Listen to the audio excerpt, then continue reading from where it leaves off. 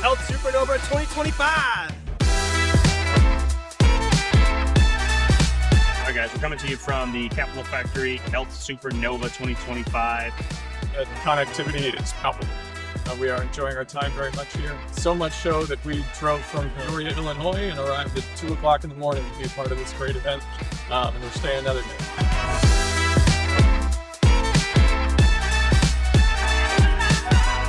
Very excited to be here, specifically as the Meadows Mental Health Policy Institute is going to be hosting a panel this afternoon on DPRIT, the new piece of legislation around dementia prevention and care.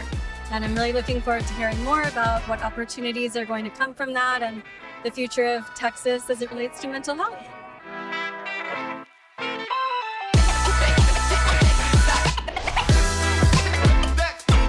So as the title sponsor of the event, we're here to support the robust healthcare and medtech community in Austin and statewide because we have representatives from here from all over the state. We're recent members of the Capital Factory, and so out of that, we're looking to collaborate, number one, obviously with the resources here, the advisors, the mentors.